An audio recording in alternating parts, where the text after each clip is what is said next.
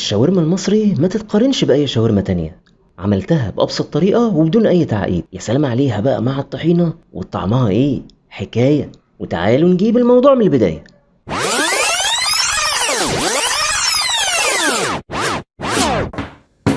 هقطع كل المكونات اللي هستخدمها، وهي بصلاية وهقطعها شرايح رفيعة على قد ما اقدر، فلفل رومي او كوبي ايا كان وبرضه هقطعه شرايح رفيعة بالشكل ده. حبتين طماطم بس دول هقطعهم مكعبات صغيرة. نيجي بقى للمكون الاساسي وهي اللحمة.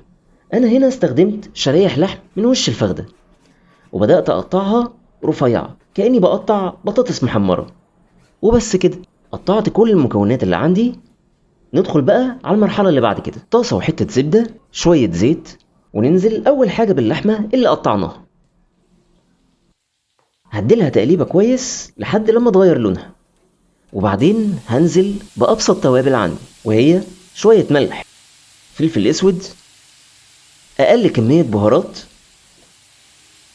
وشوية بابريكا.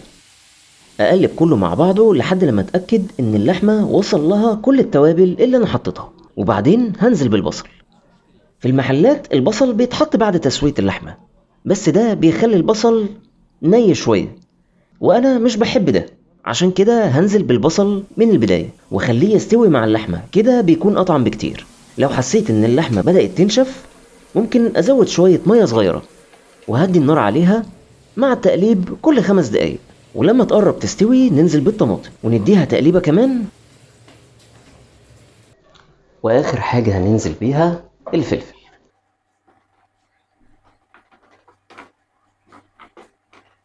طبعا كان المفروض ان انا احط شوية بقدونس بس للأسف انا ما عنديش. وبس كده. نجيب بقى العيش الكايزر اللي احنا عاملينه وهنجيب الطحينة.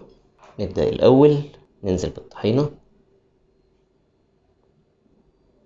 الشاورما بتحب الطحينة والطحينة بتحب الشاورما. نملى بقى السندوتش زي ما احنا عايزين،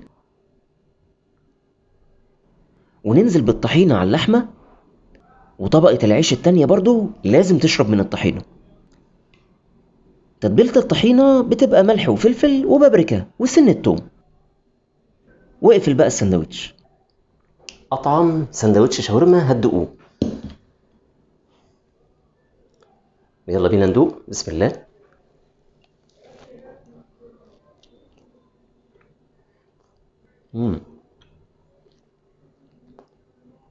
انصحكم تجربوها وما تنسوش تعملوا لايك وشير وتمنشنوا لحبايبكم اللي هتاكلوهم الشاورما دي.